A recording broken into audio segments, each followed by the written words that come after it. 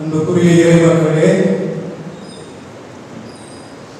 அவரை நினைத்துக் கொண்டே அவரது நினைவோடு இந்த நற்கருணை ஆண்டவர் முன்பாக நாம் அவரை பற்றி தியானிக்கவும், அவருடைய நற்செயல்கள் அவர் இந்நாள் வரையில் முடிப்படுவதை நம்மை காத்து வருகிற அந்த அருட்கொடையை எண்ணி வியந்தவர்களாகவும், அவரை ஏற்றி போற்றுவதற்கும் புகழ்ந்து வாழுவதற்கும் ஆராதிப்பதற்கும் இதுவும் ஒன்றாக கூடி வந்திருக்கிறோம். அவரது நினைவாக அவரை உள்ளத்தில் இருத்தியவர்களாய் நம்மை நாளும் மறவாத நாதம் இயேசுவோடு நாமும் அமர்ந்து சற்று உரையாட, ஆன்மீக உரையாட இன்று நாம் அழைக்கப்படுகிறோம். இதோ வெண்ணிற அப்பமாய் பொன்னிற கதிர்பரப்பி நம் இறை இயேசு நம்மோடு பேசுகிறார், அமைதியிலே உரையாடுகிறார். எனவே எந்த கவன சிதறலுக்கும் இடம் விடாமல் கடவுளை மட்டும் எண்ணிக்கொண்டு அவரையே எண்ணி எண்ணி உரைப்பவர்களாய், அவரது கரங்களை பிடித்து கவலை மறந்து நடக்கும் மழலைகளாய், அன்பு பிள்ளைகளாய் மனமெங்கும் மகிழ்ச்சியோடு நம் ஆண்டவரோடு உரையாடும், அமைதியிலே அவரோடு உரையாடும், நம்முடைய ஆவல்களை அவரிடத்தில் ஏறெடுப்போம், நம்முடைய எண்ணங்களை அவரிடத்தில் ஏறெடுப்போம், நம்முடைய ஏக்கங்களை அவரால் எடுத்துரைப்போம். இதோ கண்ணையராத கடவுள், காண்கின்ற கடவுள், கேட்கின்ற கடவுள் நம்முடைய உரையையும் பேச்சையும் ஏக்கத்தையும் எண்ணங்களையும் ஆய்ந்து அறிபவராய் கேட்பவராய் நம்முடைய இருக்கிறார்.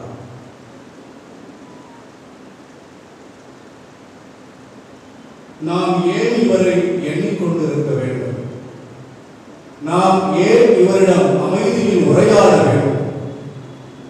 நாம் ஏன் இவரை நினைத்துக் கொண்டே இருக்க வேண்டும் என்று சற்று ஆராய்ந்து பார்த்தால், இந்த இறைவன் நம்மை பற்றி எண்ணிக்கொண்டே இருக்கிறார்.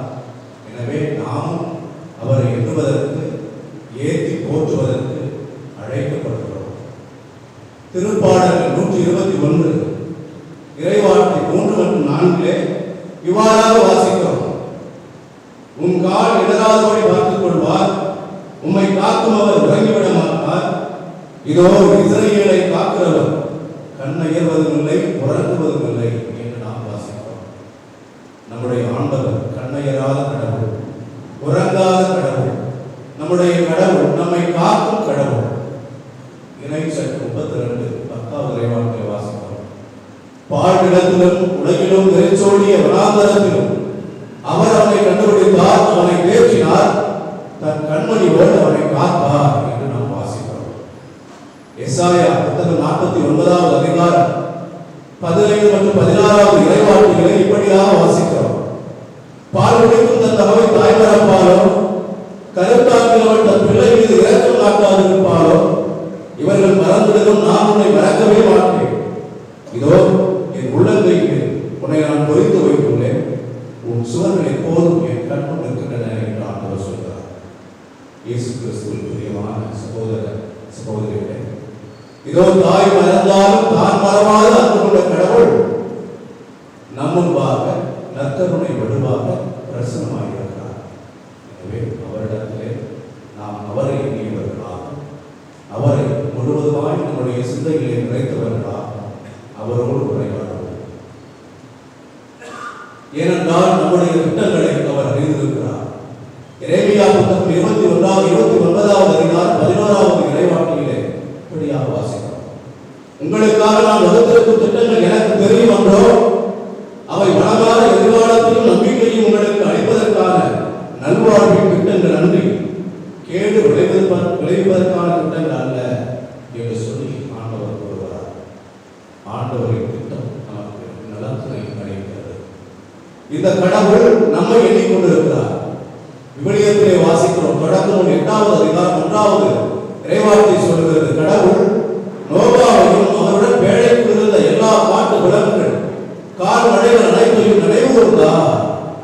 அவர் அவர்களை நினைவு கூர்ந்தார், அவர்களை காத்தார் என்று கடவுள் சபைகளின் நலன்களை அழித்த போது ஆபிரகாமை நினைவு கூர்ந்தார். எனவே லோத்து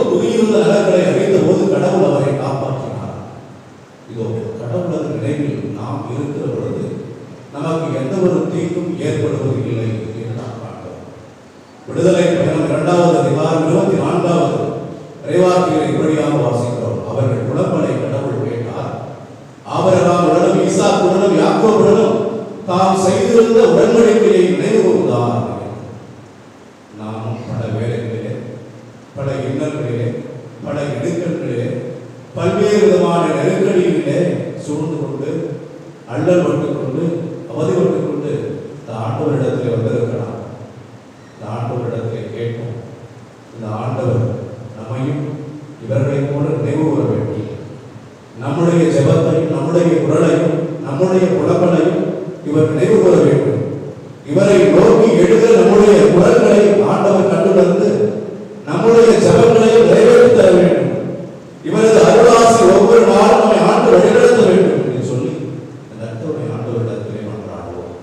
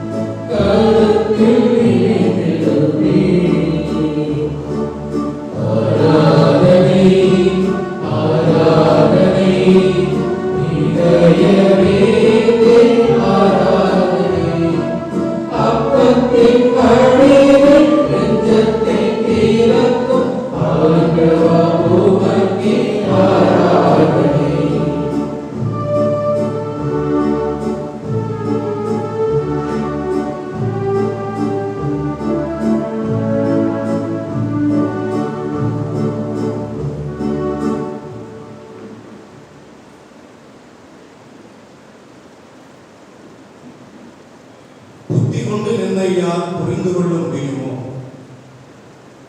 புத்தி கொண்டு நின்னையால் உணர்ந்து கொள்ள முடியுமோ? சக்தி கொண்டு நின்னையால் தத்தெடுக்க முடியுமோ? நம்பிக்கையால் பக்தி கொண்டே என்னையால் பற்றிக் கொள்ள முடியுமே என்று கவிஞன் பாடுகிறார். இந்த மனித அறிவினால், மனித புத்தியினால் இந்த நற்கருணை ஆண்டவரை புரிந்து கொள்வது எளிதல்ல, புரிந்து கொள்ள முடியாது. முக்தி கொண்டு இவரை புரிந்து கொள்ள முடியுமா? முக்தி என்றால் இந்த மனித திறமையினால், மனிதன் அடைகிற வழிகளினால் இந்த நற்கருணை ஆண்டவருடைய மறைமுறை பற்றி அறிந்து கொள்ள முடியுமா? முழுமையான அறிவை பெற்றுக்கொள்ள முடியுமா என்று சொல்லி சிந்தித்து பார்க்க அழைக்கப்படுகிறோம். சக்தி ஒன்று என்று சொல்லுகிற பொழுது இந்த மனித ஆற்றல், இந்த மனித ஆற்றல் வலிமையினால் இந்த இறைவனை மறைபொருளை நாம் அறிந்து கொள்ள முடியுமா என்று சொல்லி சிந்தித்து பார்ப்போம். இவற்றால் எல்லாம் முடியாது. மனித புத்தியாலும், மனித உத்தியாலும், மனித ஆற்றலாலும் இந்த நற்கருணை ஆண்டவரை முழுமையாக அறிந்து கொள்ள இயலாது. ஆனால் ஒன்று செய்யலாம், நம்பிக்கை என்ற பக்தி கொண்டு அவரை நாம் பற்றி கொள்ளலாம் என்று நாம் காண்கிறோம். ஆண்டவர் இயேசு கிறிஸ்துவின் பிரியமான சகோதர சகோதரிகளே, ஆம், ஊனக்கண்ணில் நோக்கினால் இது வெறும் அப்பம், ஞானக்கண்ணில் நோக்கினால் இது இயேசுவின் திருவுடல், புறக்கண்ணில் நோக்கினால் இது வெறும் பொருள், அகக்கண்ணில் நோக்கினால் இது மறைபொருள். மேலோட்டமாய் பார்த்தால் இது உடல் பசியாற்றும் உண்பொருள். சற்று ஆழம் சென்று பார்த்தால் தெரியும் இது ஆன்ம பசியாற்றும் பின்பொருள் என்று. ஆம், அன்பு நிறை மக்களே, நம்பிக்கையால் மட்டுமே இதை புரிந்து கொள்ள முடியும். எனவேதான் அகுஸ்தினார் கூறுகிறார், நம்புவதற்காக நீ புரிந்து கொள்வதற்காக நம்பாதே, உன்னுடைய புரிதலுக்கு உன் நம்பிக்கை அடிப்படையாக இருக்கட்டும் என்று சொல்லி. அதே சமயத்தில் புனித ஆன்சிலேன் சொல்வார், faith seeks understanding. உன்னுடைய நம்பிக்கை புரிதலை தேடுகிறது. எதற்காக இந்த புரிதல்? நீ எதை நம்புகிறாய் என்ற புரிதல் உனக்கு இருக்க வேண்டும். ஏன் என்று சொன்னால் அந்த புரிதல் உனக்கு ஆனந்தத்தை தருகிறது, மகிழ்ச்சியை தருகிறது. எனவே உன் நம்பிக்கையை பற்றிய, அடிப்படையான நம்பிக்கையை பற்றிய தெளிவு இருக்க வேண்டும். அப்படி இருந்தால்தான் உன்னுடைய நம்பிக்கையை பிறருக்கு பறைசாற்ற முடியும். நீ நம்புவது உண்மை என்று பிறருக்கு புலப்படுத்த முடியும் என்பதை உணர்ந்தவர்களாக நற்கருணை ஆண்டவர் மீது ஆழமான நம்பிக்கை கொள்ள நாம் அவரிடத்திலே மன்றாடுவோம்.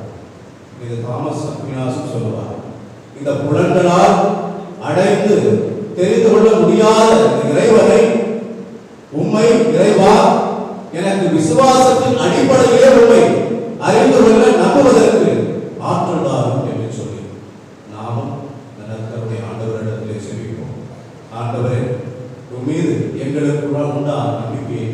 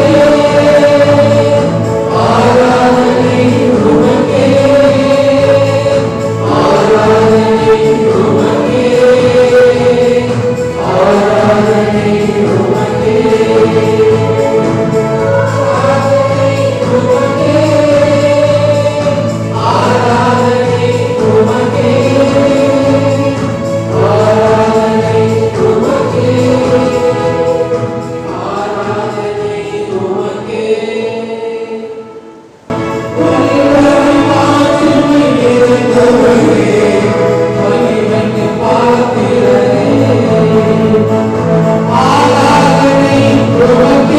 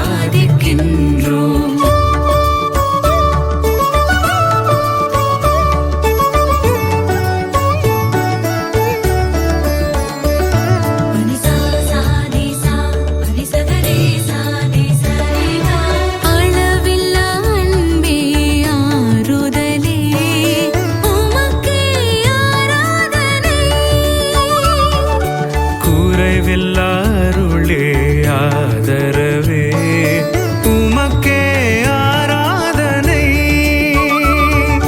புகழ்கின்றோம் எம் இறையவனே, வாழ்த்துகின்றோம் எம் ஆண்டவரே. போற்றுகின்றோம் எம் இறையவனே, ஆராதிக்கின்றோம் எம் ஆண்டவரே. ஆண்டவரே ஆண்டவரே ஆண்டவரே உம்மை ஆராதிக்கின்றோம். ஆண்டவரே உம்மை ஆராதிக்கின்றோம். ஆண்டவரே உம்மை ஆராதிக்கின்றோம். ஆராதிக்கின்றோம். ஆராதிக்கின்றோம்.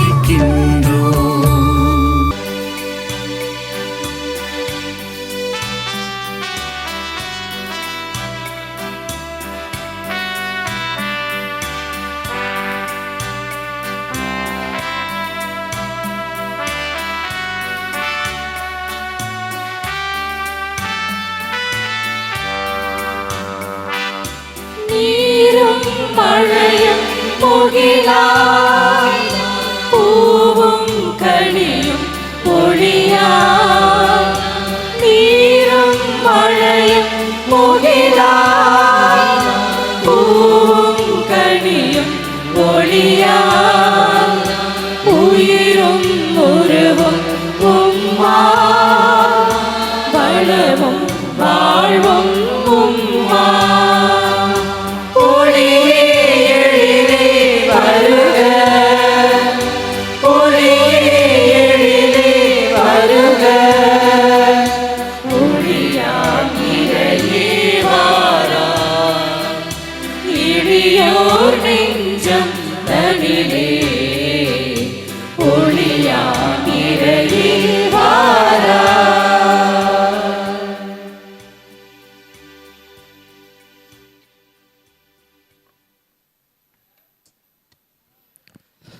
அனைவரும் நற்செய்தி வாசகத்திற்கு எழுந்து நிற்போம்.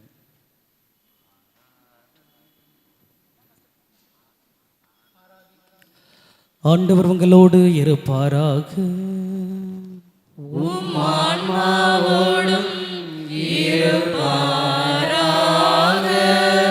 யோவான் எழுதிய பரிசுத்த நற்செய்தியிலிருந்து வாசகம். ஆண்டவரே மாட்சி உமக்கே. இயல் 6 இறைவசனங்கள் 51 62 வரை. விண்ணகத்திலிருந்து இறங்கி வந்த வாழ்வு தரும் உணவு நானே. இந்த உணவை எவராவது உண்டால் அவர் என்றுமே வாழ்வார். எனது சதையை உணவாக கொடுக்கிறேன், அதை உலகு வாழ்வதற்காகவே கொடுக்கிறேன். நாம் உண்பதற்கு இவர் தமது சதையை எப்படி கொடுக்க இயலும் என்ற வாக்குவாதம் அவர்களிடையே எழுந்தது. இயேசு அவர்களிடம், உறுதியாக உங்களுக்கு சொல்கிறேன், மானிட மகனுடைய சதையை உண்டு அவருடைய இரத்தத்தை குடித்தால் ஒழிய நீங்கள் வாழ்வடைய மாட்டீர்கள். எனது சதையை உண்டு என் இரத்தத்தை குடிப்பவர் நிலை வாழ்வை கொண்டுள்ளார். நானும் அவரை இறுதி நாளில் உயிர்த்தெழச் செய்வேன். எனது சதை உண்மையான உணவு, எனது இரத்தம் உண்மையான பானம். எனது சதையை உண்டு எனது இரத்தத்தை குடிப்போர் என்னோடு இணைந்திருப்பர், நானும் அவர்களோடு இணைந்திருப்பேன். வாழும் தந்தை என்னை அனுப்பினார், நானும் அவரால் வாழ்கிறேன். அதுபோல் என்னை உண்போரும் என்னால் வாழ்வர். விண்ணகத்திலிருந்து இறங்கி வந்த உணவு இதுவே. இது நம் முன்னோர் உண்ட உணவு போன்றது அல்ல. அதை உண்டவர்கள் இறந்து போனார்கள். இவ்வுணவை உண்போர் என்றும் வாழ்வர். இயேசு கப்பர்நாகமில் உள்ள தொழுகை கூடத்தில் இவ்வாறு கற்பித்தார். அவருடைய சீடர் பலர் இதை கேட்டு, இதை ஏற்றுக்கொள்வது மிக கடினம், இப்பேச்சை இன்னும் கேட்டுக்கொண்டிருக்க முடியுமா என்று பேசிக்கொண்டனர். இது பற்றி தம் சீடர் முணுமுணுப்பதை இயேசு உணர்ந்து அவர்களிடம், நீங்கள் நம்புவதற்கு இது தடையாய் இருக்கிறதா? அப்படியானால் மானிட மகன் தாம் முன்பு இருந்த இடத்திற்கு ஏறிச் செல்வதை நீங்கள் கண்டால் அது உங்களுக்கு எப்படி இருக்கும்? ஆண்டவரின் அருள்வாக்கு. கிறிஸ்துவே உமக்கு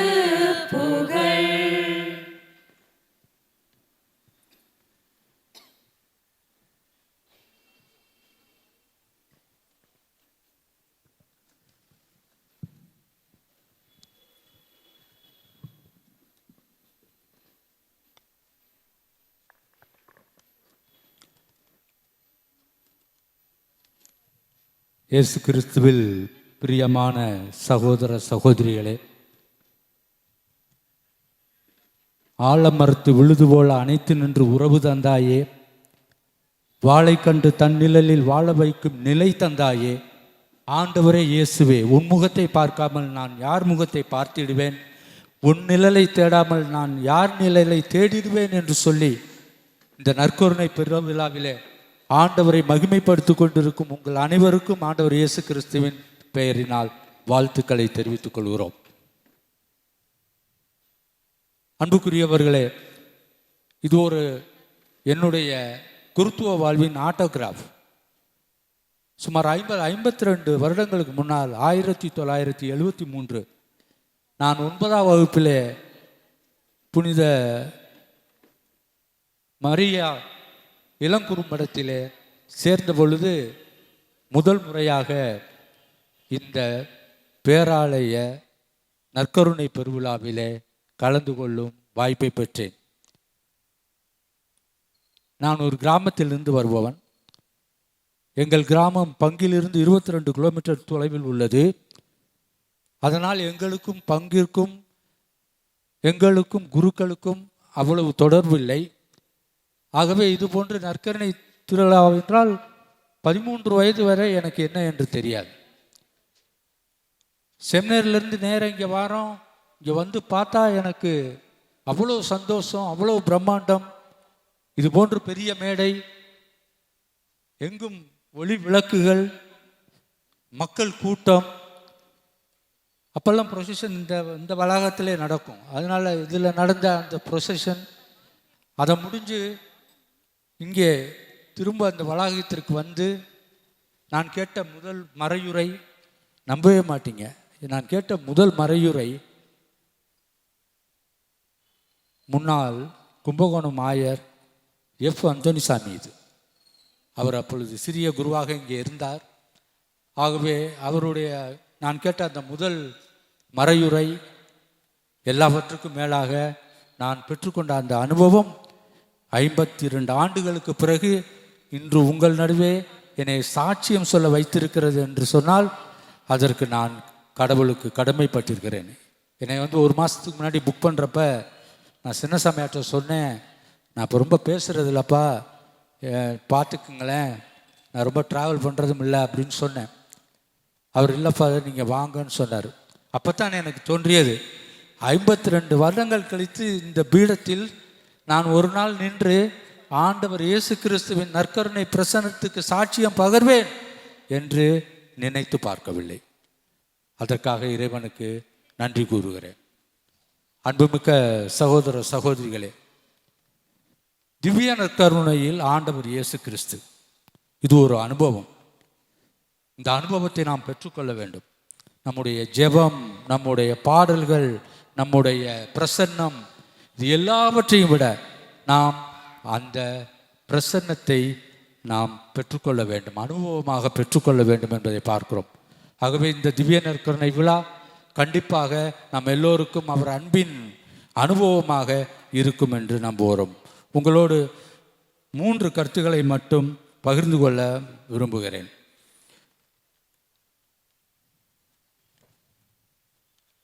திவ்ய நற்கருணையில் ஆண்டவர் இயேசு கிறிஸ்துவின் பிரசன்னம் நம்மை ஒன்று கூட்டுகிறது.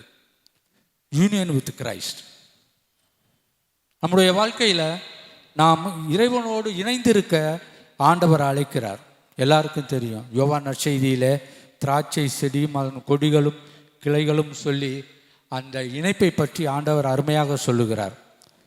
இந்த ஒன்றிப்பு எவ்வளவு உத்வேகமானது, எவ்வளவு இந்த ஒன்றிப்பு சிறந்தது என்று சொன்னால், சிரில் ஆஃப் அலெக்சாண்ட்ரியா என்ற திருமறை தந்தையர் சொல்லுவார், ஒரு மெழுகிலிருந்து உருகிய மெழுகு இன்னொரு மெழுகிலிருந்து உருகிய மெழுகு இரண்டும் இணைந்த பிறகு அதனை பிரிப்பது கடினம் என்று சொல்லுகிறார்.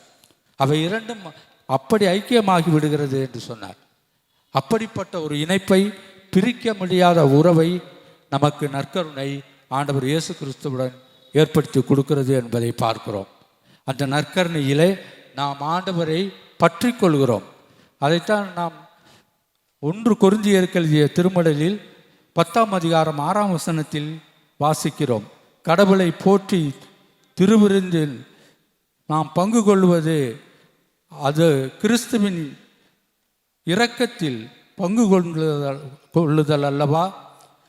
அப்பத்தை பிட்டு உண்ணுகிற போது அது கிறிஸ்துவின் உடலை பிட்டு கொள்ளுதல் அல்லவா என்று சொல்லி நாம் வாசிக்கிறோம். அப்படிப்பட்ட இணைப்பிரியாத இணைப்பினை தொடர்பினை கொண்டவர்களாக நாம் இருக்கிறோம். எல்லாவற்றுக்கும் மேலாக இந்த கிறிஸ்துவுடன் நாம் கொண்டிருக்கும் இணைப்பு உறவு நம்மை கிறிஸ்துவில் வாழ மட்டுமல்ல கிறிஸ்துவாகவே மாற அழைக்கிறது என்பதை பார்க்கிறோம். கிறிஸ்துவாகவே எப்படி மாற முடியும்? ஒரு இளைஞன் ஒரு ஞானியிடம் சீடனாக வேண்டும் என்று நினைத்தானாம். அதனால் அந்த ஞானியை தேடி போனான். அந்த ஞானி தியானத்தில் இருந்தார். ஆகவே காத்திருந்தான். கண்களை திறந்தபோது ஆச்சரியப்பட்டார். யார் நீ? உனக்கு என்ன வேண்டும் என்று கேட்டார். இளைஞன் சொன்னான், நான் உங்கள் சீடனாக வேண்டும். அந்த ஞானி சொன்னார், காத்திருக்க வேண்டுமே அப்படின்ட்டு. இளைஞன் சொன்னான், காத்திருக்கிறேன். அந்த காத்திருக்கிறேன் ரொம்ப வைப்ரண்டாக இருந்தது. அதை பார்த்து ஞானி பக்கத்தில் இருந்த பாத்திரத்தில் தன் கையை விட்டு மூடிய கையை வெளியே எடுத்தார். அந்த மூடிய கையின் இருந்த பொருளை நீ கையை நீட்டு என்று சொல்லி அவன் கைகளிலே வைத்தார். அவன் என்ன என்று கேட்டான். விதைகள் என்று சொன்னார். உனக்கு நான் ஒரு பிடி விதைகளை தருகிறேன், a handful of seeds. நான் என்ன செய்ய வேண்டும் என்று கேட்டான். போய் இதை விதைத்து பார், அது முளைப்பதை பார், தழைப்பதை பார், கிளைகள் இலைகள் உருவாவதை பார், மொட்டுக்கள் காய்கள் உருவாவதை பார், அந்த காய்கள் கனிகள் ஆகும் வரை காத்திருந்து அதன் பிறகு வா, என் சீடன் ஆகலாம். அவன் அப்படி ஆகட்டும் வர்றேன் அப்படின்ட்டு போனவன் போனாண்டி வரலை. நாட்கள் கடந்த பிறகு அந்த ஞானி நினைத்தார், அவன் வரல, நம்ம போய் அவனை பார்த்து வருவோம் அப்படின்னு இந்த ஞானி இந்த இளைஞனை பார்க்க ஒரு பயணம் மேற்கொண்டார். வீட்டில் போய் கேட்டார். அவன் காட்டில் இருக்கிறான் என்று சொன்னார்கள். எனவே அவர்கள் சொன்ன திசையில் இருந்த வனத்திற்கு சென்றார். அவர் கண்களை அவரால் நம்ப முடியவில்லை. அது ஒரு மலை அடிவாரம், எங்கு பார்த்தாலும் பசுமை, பச்சை நிறமே, பச்சை நிறமே, மனதை கொள்ளை கொள்ளும் பச்சை நிறமே என்று சொல்லும் அளவுக்கு இளம் பச்சை நிறத்தில் அந்த வனம் சிறந்திருந்தது. இவர் அந்த வனத்திற்குள் நுழைந்து அவனை தேடினார்.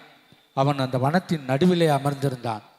அவனை பார்த்து கேட்டார். முதல் கேள்வி கண்டிப்பாக என்ன கேட்டிருப்பாரு? வர்றேன்னு சொல்லிட்டு போனியே, ஏன் இத்தனை நாளாக வரலன்னு கேட்டார். அவன் சொன்னான், என்னால் வர முடியவில்லை அப்படின்ட்டு. வரணும்னு தான் நினச்சேன், என்னால் வர முடியவில்லை. ஏன் உன்னால் வர முடியலைன்னாரு.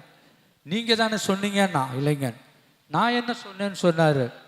அப்போ அந்த இளைஞன் சொன்னால், நீங்கள் தான் ஒரு பிடி விதைகளை கொடுத்து அதை விதைத்து பார், அது முளைப்பதை பார், தழைப்பதை பார்ன்னு சொன்னீங்கல்ல. நான் அந்த விதைகளை விதைத்தேன், அது முளைத்தது, அதை பார்த்தேன், அதில் திளைத்தேன். அதில் கிளை தோன்றியது, அதை பார்த்தேன், அதில் லைத்தேன். அந்த கிளைகளிலே இலைகள் தோன்றின, அதை பார்த்தேன், லைத்தேன். அந்த இலைகளுக்கு நடுவே மொட்டுக்கள் உருவாயின, அதை பார்த்தேன், அதில் லைத்தேன். மொட்டுக்கள் மலர்களாகி மலர்கள் காய்களாயின, அதில் பார்த்தேன், லைத்தேன். காய்கள் கனிகளாகின, அதையும் பார்த்தேன், லைத்தேன். என்னால் வர முடியவில்லை என்று சொன்னானாம். என்னால் வர முடியவில்லை என்று சொன்னானாம். இந்த லைத்தேன் லைத்தேன் லைத்தேன் சொன்ன அவனுடைய வார்த்தை மட்டுமல்ல, அவனுடைய முகபாவமே மாறியதாம். அவன் முகத்தில் ஒரு இல்லுமினேஷன், ஒரு பேரொளி திராவகம் எடுத்து ஓடுகிறது. அதனை பார்த்து அந்த ஞானி, அவனுடைய குரு, அந்த ஒளியின் இம்பாக்ட் தாங்க முடியாமல் தன்னை அறியாமல் தன் கைகள் ரெண்டையும் விரித்து அவனுக்கு முன் மண்டியிட்டு அவனை பார்த்து சொன்னாராம், நான் உன் சீடனாக வேண்டும், நான் உன் சீடனாக வேண்டும். நீதி. அவன் அவரானான், அவர் அவனானான். இந்த டைனாமிக்ஸ் தான் நமக்கு நற்கருணை ஆண்டவரோடு கிடைக்கிறது என்பதை பார்க்கிறோம். அவர் நாமாக வந்து விட்டார், தன்னையே கையளித்து விட்டார். உலக வரலாற்றிலேயே ஒரு மிகப்பெரிய அடையாளமாக மாறி இருக்கிறார். அவர் ஒரு தனி மனிதன் அல்ல, அவர் ஒரு வரலாறு. இந்த பிரபஞ்சத்தின் உயிர்களை பாதுகாக்கும், மாற்றும், உள்ளங்களை மாற்றும் சக்தி மிக்க ஆண்டவராக இருக்கிறார் என்பதை பார்க்கிறோம். ஆகவேதான் இந்த நற்கருணை இவ்வளவு ஆண்டவரின் பிரசன்னத்தை கொண்டிருப்பதால் திருச்சபை சொல்கிறது, கத்தோலிக்க மறைக்கல்வி சிசிசியில் 1932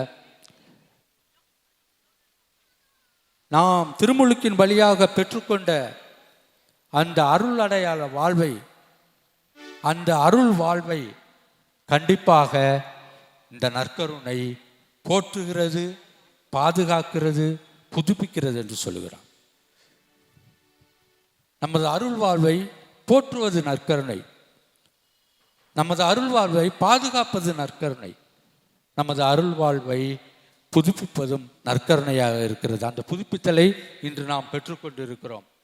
எல்லாவற்றுக்கும் மேலாக நாம் ஆண்டவருடன் ஒன்றித்திருக்கும் பொழுது அவருடைய சக்தியாக, ஆற்றலாக மாறிவிடுகிறோம். இரண்டாவதாக, அன்புக்குரிய சகோதர சகோதரிகளே, நற்கருணை நம் வாழ்வின் மையம். Eucharist is the centre of our life. Carlo Acutis இந்த நாட்களில், இந்த 21ஆம் நூற்றாண்டில் மிக பிரபலியமான இளைய புனிதர் என்று உங்கள் எல்லாருக்கும் நல்லா தெரியும். 1991ஆம் ஆண்டு பிறந்தார். 2005ஆம் ஆண்டு இவர் இறந்தார், அவருடைய 15வது வயதில். கார்லோ தன்னுடைய வாழ்க்கையின் மையமாக நற்கருணையை கொண்டிருந்தார்.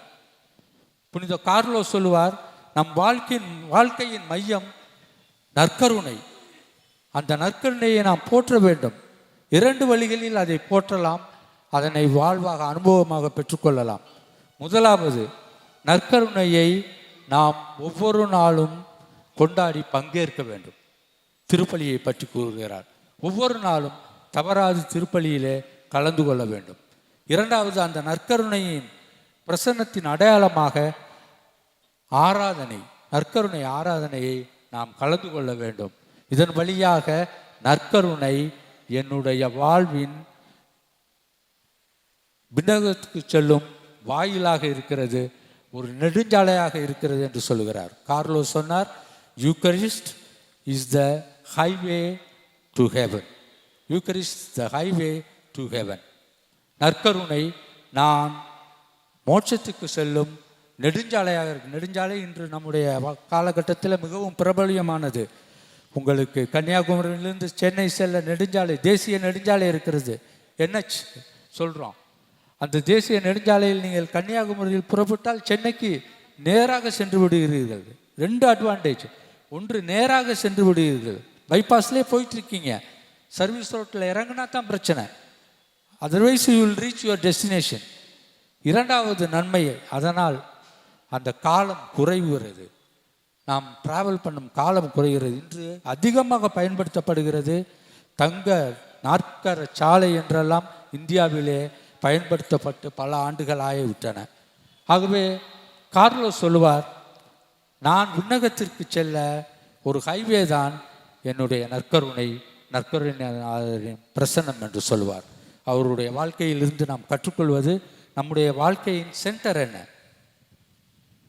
யூக்கரிஸ்ட், நற்கருணை தான் நம் வாழ்க்கையின் மையமாக இருக்கிறதா, அல்லது பொன்னும் பொருளும் மண்ணும் மகுடமும் நம்முடைய கோபமும் நம்முடைய சுயநலமும் நம்முடைய வெற்றிகளும் நாம் சேர்த்திருக்கும் சொத்துகளும் சுகங்களும் இவைதான் நம்முடைய வாழ்வின் மையமாக இருக்கின்றனவா என்று சிந்தித்து பார்ப்போம். ஆண்டவர் இயேசுவை, நற்கருணை பிரசன்னத்தில் இருக்கும் இவரை நாம் நமது மையமாக வைத்து வாழ கற்றுக்கொள்ள வேண்டும். உலக ஆயர் மாமன்றம், இது 2005ஆம் ஆண்டு ரோமையிலே அப்போதைய திருத்தந்தை அவர்களால் கூட்டப்பட்டது.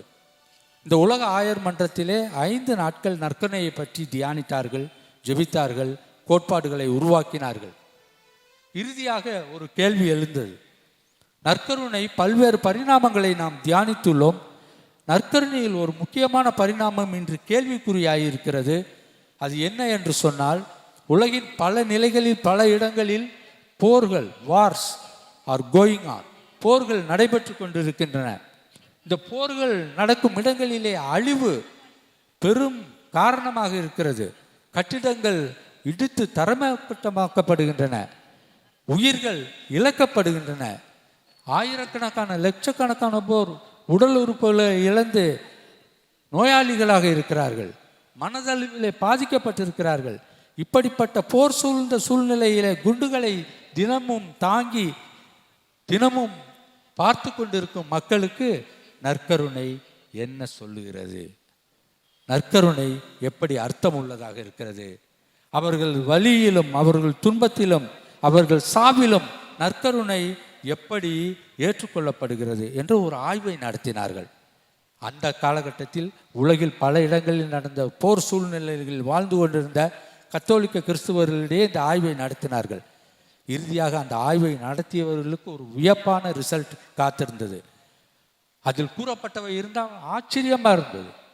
நம்மை போல் சாதாரண அமைதியான அழகான ஆடம்பரமான சூழ்நிலையில் வாழ்ந்து கொண்டிருப்பவர்களுடைய நற்கருணை பக்தி நம்பிக்கையை விட போர்க்கால சூழ்நிலையிலே அன்றாடம் உயிருக்கு பயந்து குழுவாக கூடாரங்களில் தங்கியிருக்கும் அந்த மக்களுடைய நற்கருணை விசுவாசம் பெரிதாக இருக்கிறது என்று அந்த ஆய்வு சொன்னது. அவர்கள் சொன்னார்கள், எங்கள் வாழ்க்கையில் முதல் முறையாக நற்கருணைக்காக ஒன்று கூடுவது என்றால் என்ன என்பதை அனுபவித்திருக்கிறோம். சண்டே மாஸ், சண்டே நற்கருணை கொண்டாட்டம், அது வாழ்வாக மாற வேண்டும், அனுபவமாக மாற வேண்டும். அதை அந்த மக்களிடம் நாம் அனுபவிக்கிறோம். அவர்கள் சொன்னார்கள், இரக்கம் என்னால் என்ன என்பதை இந்த சூழ்நிலையில் நாங்கள் அதிகமாக அனுபவித்து கொண்டிருக்கிறோம். ஒருவர் மற்றவர் மீது கொண்டிருக்கும் பற்று, ஒருவர் மற்றவர் மீது கொண்டிருக்கும் பாசம், அதை நாங்கள் வாழ்வாக்கி கொண்டிருக்கிறோம். எல்லாவற்றுக்கும் மேலாக சண்டை சச்சரவுகள் எங்களிடையே இல்லை. நாங்கள் கூடும் நேரங்களை மகிழ்ச்சியோடு கொண்டாடுகிறோம். முதல் திருச்சபையை போன்று எங்களிடம் இருப்பதை எல்லோரிடமும் பகிர்ந்து கொள்கிறோம். நோ டிஸ்கிரிமினேஷன், எங்களிடையே ஏற்றத்தாழ்வு என்ற மனப்பான்மையே இல்லாமல் இருக்கிறோம். மொத்தத்தில் நற்கருணை எங்களுக்கு வாழ்வாக இருக்கிறது என்று சொன்னார்களாம். ஒரு முறை கைதட்டி இந்த போர் சூழ்நிலையிலே வாழும் மிகவும் சவால்மிக்க இந்த மக்கள் தரும் இந்த சாட்சியத்துக்காக கைதட்டி ஆண்டவருக்கு நன்றி செலுத்துவோம், அவர்களுக்காக ஜெபிப்போம். மூன்றாவதாக, அன்புக்குரிய சகோதர சகோதரிகளே, நாம் இன்று தியானிப்பது நற்கருணை நம்மை பிறரன்பு செயல்களுக்கு அழைத்து செல்கிறது. புனித ஜான் கிறிஸ்தோஸ்தம் இவர் ஒரு திருமறை தந்தையர். இவர் சொல்லுவார், please go from the table of tabernacle, from the table of tabernacle to the table of charity, from the table of tabernacle to the table of helping the poor, fraternity. நாம் உண்மையான கிறிஸ்துவர்களாக நற்கருணை ஆண்டவரின் பிள்ளைகளாக இருக்கிறோம் என்று சொன்னால், நாம் அவருடைய உடலையும் இரத்தத்தையும் உணவாகவும் பானமாகவும் பருகும் அந்த நற்கருணை பந்தியிலிருந்து மேலும் பிறரன்பு பணிக்கு செல்ல வேண்டும், பிறரன்பில் ஈடுபட வேண்டும் என்று சொல்லுகிறார். ஆகவே நற்கருணையின் மையமாக கொண்டு வாழும் நாம் ஏழைகளுக்கு எவ்வளவு தூரம் உதவி செய்கிறோம் என்று நினைத்து பார்ப்போம். நம்மால் முடிந்த உதவிகளை நமது பங்கு பணித்தளங்களில் உள்ள பல்வேறு இயக்கங்களின் வழியாக செய்ய முடிகிறதா என்று பார்ப்போம். புனித ஜான் கிறிஸ்தோஸ்தம் இறுதியாக சொல்லுவார், நீங்கள் அவ்வாறு செய்யவில்லை என்று சொன்னால், from the table of tabernacle to the table of charity, fraternity, love, அப்படி செய்யவில்லை என்று சொன்னால் நீங்கள் நற்கருணையை அவமானப்படுத்துகிறீர்கள் என்று சொல்லுகிறார். You insult the Eucharist. நீங்கள் நற்கருணையை அவமானப்படுத்துகிறீர்கள். ஆகவே நீங்கள் நற்கருணையின் உண்மையான பிள்ளைகளாக இருக்க வேண்டும் என்று சொன்னால் கண்டிப்பாக பிறரன்பு செயல்களில் நாம் ஈடுபட வேண்டும் என்று நம்மை அழைக்கிறது. எல்லாவற்றுக்கும் மேலாக நான் இறுதியாக உங்களிடம் பகிர்ந்து கொள்ள விரும்புவது ஒரு உண்மையான சாட்சியம். அவள் பெயர் அலெக்சாண்ட்ரினா டி காஸ்டா. வயது 13. வாழும் இடம் போர்ச்சுகல் நாடு, பிறந்த இடம் மலாடு. புகழ்பெற்ற பாத்திமா நகரிலிருந்து 50 கிலோமீட்டர் வடக்கு திசையில் தன்னையே முழுமையாக நற்கருணைநாதருக்கு அர்ப்பணித்த ஒரு அருமையான ஆத்மா. தன்னுடைய உடலையும் உயிரையும் நற்கருணைநாதருக்காக அர்ப்பணித்தவள். தினமும் கோயிலுக்கு சென்றவள், தின திருப்பலியில் கலந்து கொண்டவள். அவள் ஒரு வாக்குறுதி கொடுத்திருந்தார், நற்கருணைநாதரே, என் உடலும் உயிரும் உமக்கு மட்டும்தான், வேறு யாரும் இதை நெருங்க முடியாது, தொட முடியாது என்று சொல்லி ஒரு நற்கருணையின் பக்தியாக அவள் வாழ்ந்து கொண்டிருந்தார். ஒரு நாள் பிற்பகல் வேலை, 2 கயவர்கள் அவள் தனியாக இருந்ததை உணர்ந்து அவள் வீட்டின் கதவுகளை உடைத்தார்கள். அவர்கள் இருவரும் வருவதை பார்த்த அந்த பிற்பகல் நேரத்து அந்த அனுபவத்தில் அவள் அவர்களுடைய எண்ணத்தை புரிந்து கொண்டு அவர்களிடம் தப்பித்து ஓடுகிறாள். அவளுடைய எண்ணமெல்லாம் என்னுடைய உடலும் என்னுடைய உயிரும் நற்கருணைநாதருக்கு மட்டுமே சமர்ப்பணம், அதை நான் எப்படியும் காப்பாற்றுவேன் என்று வீடுக்குள் ஓடினால் அவர்கள் பின்தொற்றி வந்தார்கள். அவர் மேலும் 2வது தலைமுறை ஓடினால் அவர்கள் அவளை இன்னும் பின்பற்றி கொண்டிருந்தார்கள். ஆகவே வேறு வழியே தெரியாமல் 2வது தளத்துக்கு மேலே அந்த வீட்டில் மாடி இல்லை. ஆகவே அவள் அந்த மாடியிலிருந்து குதித்து விடுகிறாள். அப்படி குதித்த அலெக்சாண்டனா டிகாஸ்டாவை அள்ளி கொண்டு தான் போயினார்கள், தூக்கி கொண்டு போக முடியவில்லை. அவள் நொறுங்கி போயிருந்தாள், ஆனால் உயிர் இருந்தது. ஆகவே அவளை மருத்துவமனைக்கு அள்ளி கொண்டு போய் படுக்கை நிலையில் வைத்தே அவளுக்கு அவர்கள் சிகிச்சை அளித்தார்கள். அவள் உண்டது வெறும் நற்கருணை மட்டும். கிளைமேக்ஸில் என்னன்னா, அந்த அலெக்சாண்டினா டிகாஸ்டா என்ற 13 வயது சிறுமி அடுத்து பல ஆண்டுகள் நற்கருணையை மட்டும் உண்டு உயிரோடு இருந்தார். இது ஒரு மெடிக்கல் மிராக்கிள். ஒரு டாக்டர் அந்த பகுதியில் இருந்தவர் ஆச்சரியத்தோடு ஆயரிடம் அனுமதி பெற்று அலெக்சாண்டினா டிகாஸ்டாவை தனிப்பட்ட வகையில் அவர் பரிசோதித்தார். அவர் பரிசோதனையுடைய இறுதியிலே அவர் கொடுத்த அந்த ஃபைனல் ரிப்போர்ட்டில் இந்த வார்த்தையை தான் சொல்லியிருக்கார், it is above all our knowledge and understanding. It is a medical miracle. இது ஒரு மருத்துவ அதிசயம், இது ஒரு விஞ்ஞான அதிசயம். அது இந்த நற்கருணைநாதரின் வடிவத்திலே நமக்கு வழங்கப்படுகிறது என்பதை பார்ப்போம். எனவே அன்புமிக்க சகோதர சகோதரிகளே, நற்கருணை பெருவிழாவை பெருமையோடு மகிழ்வோடு கொண்டாடி கொண்டிருக்கும் நாம் நம்மையே அன்னையின் வழியாக ஆண்டவருக்கு ஒப்பு கொடுப்போம். உங்களையும் உங்கள் குடும்பங்களையும் ஆண்டவர் இயேசு கிறிஸ்து ஆசீர்வதிப்பாராக. ஆமேன்.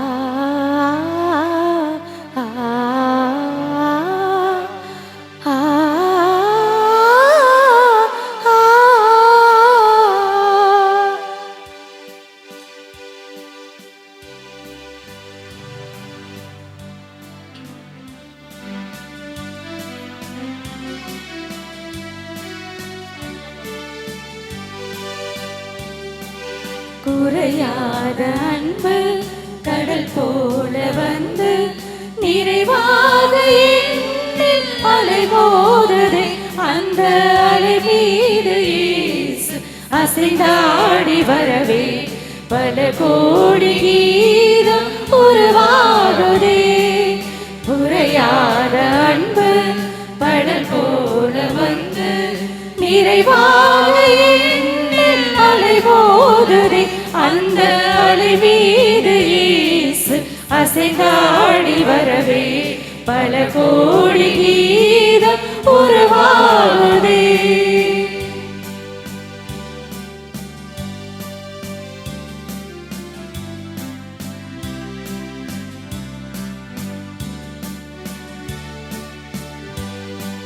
கண்மூடி இரவில் நான் தூங்கும் போது கண்ணான இயேசு என்னை காக்கின்றார்.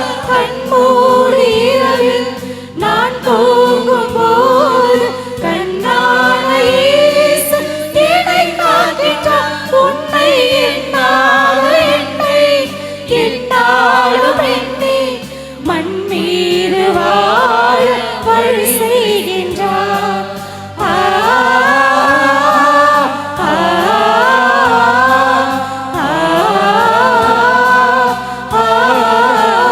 நான் மண் மீது வாழ வழி செய்கின்றார்.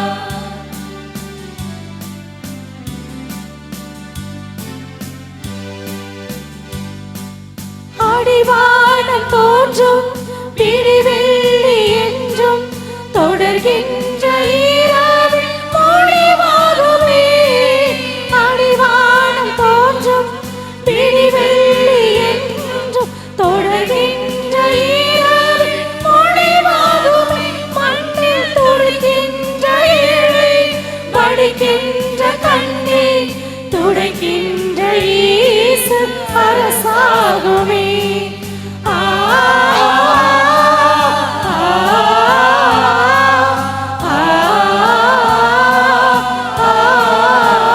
கண்ணீர் துடைக்கின்ற இயேசு அரசாகுமே.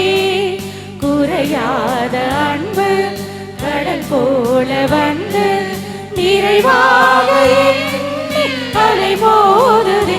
அந்த அலை மீது இயேசு அசைந்தாடி வரவே பல கோடி கீதம் உருவாகுதே. குறையாத அன்பு கடல் போல வந்து நிறைவாக எண்ணி அலை மோதுதே. அந்த அலை மீது இயேசு அசைந்தாடி வரவே பல கோடி கீதம் உருவாகுதே. அன்பார்ந்த சகோதர சகோதரிகளே, நம் தஞ்சாவூர் மறை மாவட்டத்தை இயேசுவின் திரு இதயத்திற்கு ஒப்பு கொடுத்து ஜெபிப்போம். என்று வாழுகிற இறைவனின் திருமகன் இயேசு கிறிஸ்துவே, மெய்யான மனிதனுமாகிய நீர் எங்கள் திருவேடத்தின் மீது திவ்ய நற்கருணையில் எழுந்தருளி இருக்கின்றீர். உம்மை தாழ் பணிந்து ஆராதிக்கின்றோம். இயேசுவின் திரு இதயமே, எம் தஞ்சாவூர் மறை மாவட்டத்தையும் அதை வழிநடத்தும் எங்கள் ஒவ்வொருவரையும், பணியாற்றக்கூடிய அருள் பணியாளர்கள், அருள் சகோதரிகள், இங்கிருக்கிற இறைமக்கள் எல்லோரையும், இன்று இந்த நிகழ்வுக்கு வர இயலாதோர் அனைவரையும் உமக்கு ஒப்புக் கொடுக்க நாங்கள் அதிக ஆவலாயிருக்கிறோம். எம் மறை மாவட்டத்தில் உமது ஆட்சியே மேலோங்கி இருப்பதாக. எம் மறை மாவட்டம் முழுவதும் இறைவனின் ஆட்சி விரைவில் பரவி ஆழமாய் வேரூன்ற வண்ணம் உமது தவறான அருள் வல்லமையால் எங்கள் நல்ல மேய்ப்பரையும் குருக்களையும் மக்களையும் காத்து நல்வழி நடத்துவீராக. எங்களிடம் இருப்பவை எங்கள் சிந்தனை, சொல், செயல் யாவற்றையும் உமக்கு ஒப்புக் கொடுக்கிறோம். தனி மனிதர் மீதும் ஒவ்வொரு குடும்பத்தின் மீதும் மனித இனத்தின் மீதும் உமக்குள்ள அனைத்து அதிகாரத்தையும் நாங்கள் முழு மனதுடன் ஏற்றுக்கொள்கின்றோம். என்றும் வாழும் அரசராகிய இயேசுவே, நாங்கள் உம்மோடும் எங்கள் ஆண்டவராகவும் அரசராகவும் தலைவராகவும் ஏற்றுக்கொண்டு வாழ அருள் தாரும். உமது அன்பு ஆட்சியை வேண்டாம் என்று அன்று தள்ளி போட்டவர்களைப் போல இன்றும் உம்மை வேண்டாம் என்று வெறுத்தும் எதிர்த்தும் புறக்கணித்து வரும் மக்கள் இருக்கத்தான் செய்கிறார். அவர்கள் உமது அன்பு ஆட்சியை ஏற்றுக்கொண்டு உம்முடைய கட்டளைகளை கடைபிடிக்குமாறு அவர்களுக்கும் வரமருளும். நாங்களும் எங்களுடையவும் அவர்களுடையவும் குற்றங்களுக்கெல்லாம் ஈடு செய்யும் வண்ணம் இப்பொழுது அன்பும் நன்றியும் உள்ள இருதயத்தோடு உமது அரசு வருக என்று மன்றாடுகின்றோம். எம் அருமை தாய்நாடும் அகில உலகமும் உம்மை அரசராக ஏற்றி போற்றும் நாள் உம்முடைய கற்பனைகளையும் நற்செய்தியின் கோட்பாடுகளையும் அனைவரையும் கடைபிடிக்கும் நாள் விரைவில் வந்திட எங்களையும் எங்களுடையவை அனைத்தையும் உமக்கே அர்ப்பணம் செய்கின்றோம். எங்களது காணிக்கையை ஏற்று உமது அரசு விரைவில் நிலைவிட அருள் புரிவீராக. ஆமென்.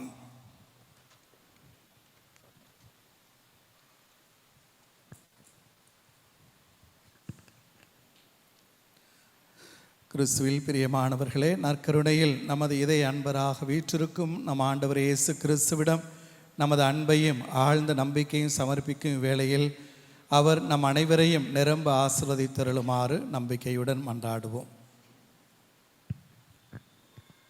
கோதுமை மணிகள் பலவாயினும் ஒன்றாக சேர்ந்து ஒரே அப்பமாக மாறுவது போல் உலகெங்கும் பறந்து கிடக்கும் திருச்சபையின் மக்கள் அனைவரும் கிறிஸ்துவின் அன்பில் ஒன்றித்து வாழ வேண்டும் என்று உம்மை மன்றாடுகின்றோம். ஆண்டவரே, எங்கள் மன்றாட்டை கேட்டருளும்.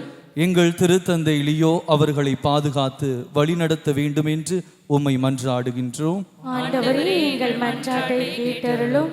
உம் சிறிய மந்தையாகிய எங்கள் தஞ்சை மறைமாவட்டத்தையும் அதன் ஆயரான மேதகு டாக்டர் சகாயராஜ் ஆண்டகை அவர்கள் நல்லாயனும் போதகரும் குருவுமான உம்மை பின்பற்றி உமது உயிருள்ள சாயலாக விளங்க வேண்டும் என்று உம்மை மன்றாடுகின்றோம். எங்கள் ஆயரோடு இணைந்து பணியாற்றும் எங்கள் குருமாரின் உள்ளங்கள் இறையன்பினால் நிறைந்து அவர்கள் அன்போடு ஒன்றித்து வாழ்ந்து சமாதான தூதுவலாக விளங்க வேண்டும் என்று உம்மை மன்றாடுகின்றோம். துறவற வாழ்க்கையை மேற்கொண்டுள்ள சகோதரர்களும் கன்னியர்களும் தன்னலம் கருதா தியாக உள்ளத்தோடு எடுத்துக்காட்டான புனித வாழ்வு வாழ வேண்டும் என்று உம்மை மன்றாடுகின்றோம்.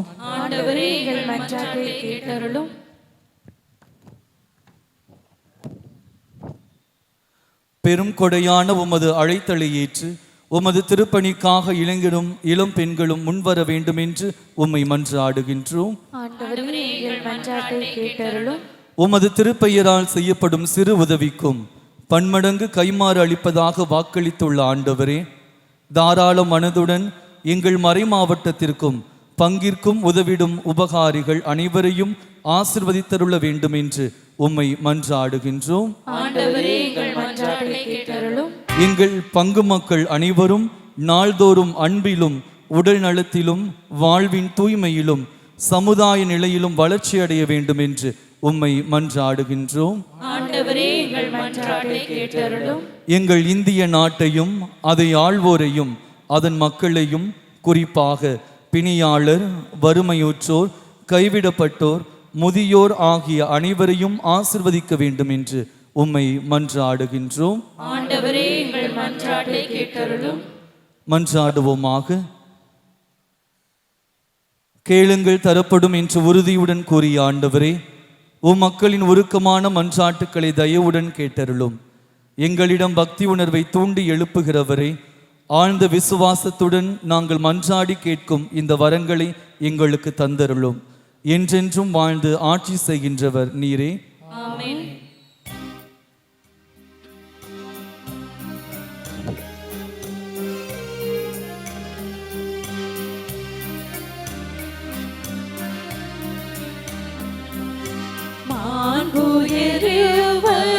மாண்புயருவருளடையாளத்தை ஆழ்ந்து பணிந்து ஆராதிப்போம். பழைய நியம முறைகள் அனைத்தும் இனி மறைந்து முடிவு பெறுக. புதிய நியம முறைகள் வருக. புலன்களாலே மனிதன் இதனை அறிய இயலா. குறையை நீக்க நம்பிக்கையின் உதவி பெறுக.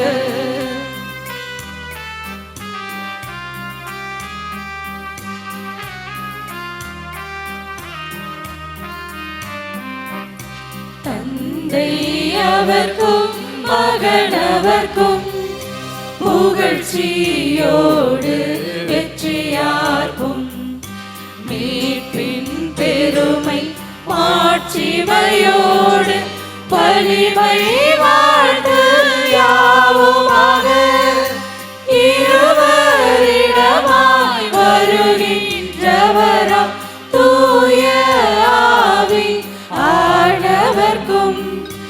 அளவில்லாத சம புகழ்ச்சி என்றுமே உண்டாகுக.